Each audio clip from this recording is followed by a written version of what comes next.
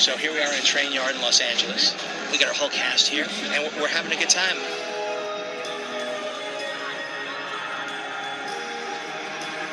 We're trying to draw from all over from Star Wars. It's really helpful for authenticity, and the enthusiasm is infectious.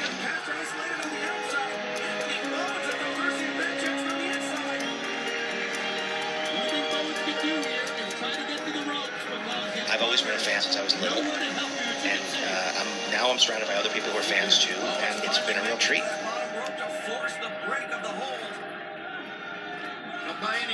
There's a whole generation that was the age that I was when I saw the original trilogy, that were that age when they saw for the prequels. And you were around for the prequels when you were doing it. And that was super cutting edge stuff, just like the motion control stuff was super cutting edge then. Now it feels like that's nostalgic in a way compared to what we're able to do now.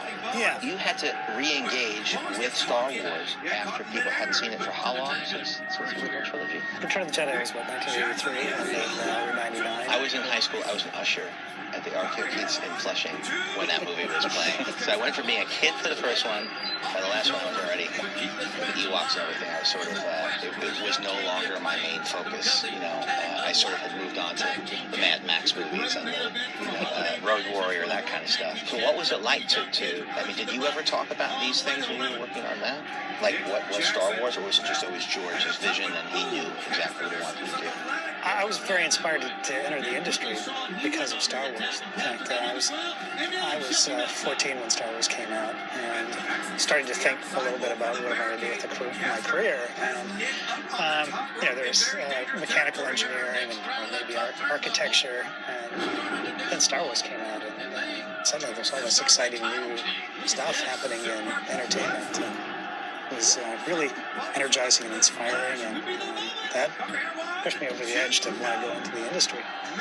And so then all the steps that I took that landed me at ILM were with the hope that I want to work on something as big and ambitious as a Star Wars movie someday. And I just happened to be in the right place at the right time when George was starting to ramp up new Star Wars films. Now were you at ILM at the time? Yeah. So you were already there, and then, okay, everybody, get ready, we're going to make Star Wars? That's kind of what happened? Yes, in a way.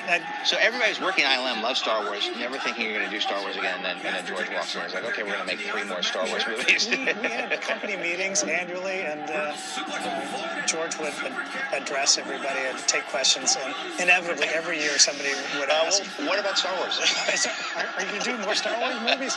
And for the first few years that I was there, it was always pretty non-committal, and yeah, I don't know, maybe someday. And then I remember that one year somebody asked that same question, and yeah, maybe. Well, I can speak to that because I was around with the movies that were in between, which is the Indiana Jones movies. And I don't think he ever stopped thinking about whether he would do more Star Wars. And I think what happened during Indy was that he was not on the floor directing. He was not necessarily, you know, in it making. Steven. Yeah, because it's primarily Steven. Right, exactly. So I think, you know, with anybody like George and anyone who's a filmmaker, they get antsy after a while at not being able to be on that floor telling stories, making movies, and his love of pushing the technology. Obviously, we were doing a certain amount of that with each of the Indiana Jones movies, but it wasn't like Star Wars.